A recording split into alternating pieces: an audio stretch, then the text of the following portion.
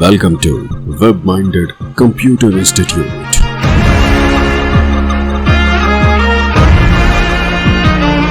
Then like, subscribe and share. Hello friends, tally prime की इस series में आपका स्वागत है। पिछले सेशन में हमने देखा किस प्रकार से हमने सॉफ्टवेयर डाउनलोड किया। आइए इस सेशन में समझते हैं इस सॉफ्टवेयर को इंस्टॉल कैसे करेंगे। तो मेरे पास ये स्क्रीन पहले से अवेलेबल है जहाँ पे मेरे पास ये सॉफ्टवेयर डाउनलोड हो चुका है, या आपके पास अगर फोल्डर है तो आप यहाँ से फोल्डर पर जाके भी उसे इंस्टॉल कर सकते हैं। कि मेरे पास पहले से सेटअप डाउनलोडेड है। अभी मैं सिंपल आपको बता देता हूँ। यहाँ से आपके पास ओपन का ऑप्शन है, ब्राउज़र से ही आप इसे ओपन करके कर सकते हैं, या अन्यथा आप डबल क्लिक करके setup.exe को अपने फोल्डर जहाँ पे सेव किया है वहाँ से भी एग्जीक्यूट कर सकते हैं। मैं अभी इसे ओपन कर देता हूँ। यहाँ नीचे की तरफ देखें एक ब्लिंकिंग आइकॉन है, मैं इसे क्लिक करके ओपन कर लेता हूँ तो मेरे पास यहाँ पे आ गया है।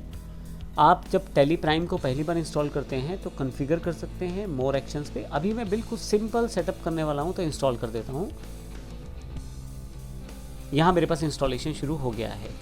आप इसका पाथ सेटअप कर सकते हैं, लेकिन मेरे पास डिफ़ॉल्ट पाथ है एप्लीकेशन पाथ सी में प्रोग्राम फाइल्स में टैली प्राइम के नाम से, और ये आपका जो इंस्टॉलेशन है सक्सेसफुली हो गया है।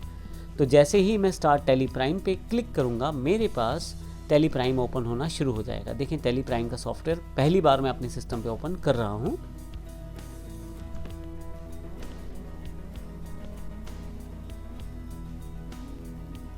तो मेरे पास टैली प्राइम का इंटरफेस ओपन हो गया है।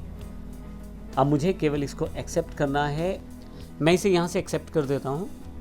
कुछ प्रोसेसिंग के साथ मेरे पास वेलकम टू टैली प्राइम का ऑप्शन अवेलेबल है। यहाँ से अगर मेरे पास लाइसेंस पहले से अवेलेबल है तो उस लाइसेंस का यूज़ कर सकता हूँ, जिसमें मेरे पास काफ़ी सारे ऑप्शन हैं, जैसे न्यू लाइसेंस एक्टिवेट के रूप में आप अपना नया लाइसेंस एक्टिवेट कर सकते हैं। रीएक्टिवेट एग्जिस्टिंग लाइसेंस है, आपके पास पहले से टैली प्राइम है और आपका किसी कारण से सॉफ्टवेयर अनइंस्टॉल हुआ है या दोबारा रीइंस्टॉल करना है तो वहाँ पर रीएक्टिवेट कर लें। अगर आप लाइसेंस नेटवर्क से चाहते हैं तो वो कैसे इंस्टॉल होगा, वो यहाँ से सेटअप हो जाएगा। लेकिन मेरा जो मोटो है वो try it for free, educational version मुझे यूज़ करना है और आप भी इसे बड़ी आसानी से यूज़ कर सकते हैं। एक इम्पॉर्टेंट बात, आप जब एजुकेशनल मोड को प्रयोग करते हैं तो पहली तारीख, दूसरी तारीख और जिस महीने की 31 तारीख होती है, यानी कि 1, 2 और 31 अगर उस महीने में है तो आप 3 डेट्स पे एंट्री कर पाएंगे। इसका अर्थ ये हुआ कि जनवरी में आप 1 तारीख, 2 तारीख और 31 जनवरी इन 3 डेट्स पे एंट्री कर पाएंगे। लेकिन जब आप फरवरी में आएंगे, पहली फरवरी और दूसरी फरवरी पे तो एंट्री कर पाएंगे, लेकिन क्योंकि उसमें 31 तारीख नहीं है तो उसमें आप 31 तारीख की एंट्री नहीं कर पाएंगे। तो इसका अर्थ ये हुआ 3 डेट्स को आप नॉर्मली यूज़ कर सकते हैं एजुकेशनल मोड में। तो मैं इसे क्लिक कर देता हूँ और मेरे पास देखें यहाँ टैली का पूरा इंटरफेस ओपन हो गया है।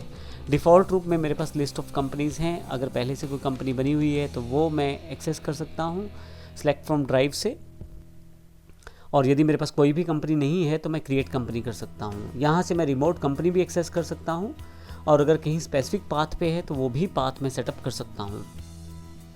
मैं ड्राइव से भी एक्सेस कर सकता हूँ डायरेक्टली किसी कंपनी को। लेकिन अभी के लिए मैं इसको यहीं पे इस सेशन को ख़त्म करता हूँ। मैंने इस सेशन में देखा है किस प्रकार से हमने टैली प्राइम को इंस्टॉल किया है और उसे एजुकेशनल वर्जन में ओपन कर लिया है। मैं फिर से आपको एक बात बता देता हूँ कि टैली जब आप एजुकेशनल मोड में प्रयोग करेंगे किसी भी वर्जन में, अभी टैली प्राइम में भी बिल्कुल सेम है, उस आप फाइनेंशियल ईयर में एंट्रीज कर सकते हैं। लेकिन इम्पोर्टेंट बात यह है कि आप किसी भी महीने की पहली, दूसरी और अगर उस महीने में 31 तारीख आती है, इन 3 डेट्स पे ट्रांजैक्शंस को स्टोर कर सकते हैं। आप किसी और डेट को प्रयोग नहीं कर पाएंगे। यही एजुकेशनल मोड की लिमिटेशन है। अदरवाइज टैली जो है बिल्कुल सेम काम करता है एक कंप्लीट सॉफ्टवेयर की तरह, इन 3 डेट्स की लिमिटेशन के अलावा। तो नेक्स्ट सेशन से हम देखेंगे टैली का इंटरफेस क्या है, यानी कि टैली प्राइम में इंटरफेस क्या है और किस प्रकार से हम इसको एक्सेस कर सकते हैं। धन्यवाद।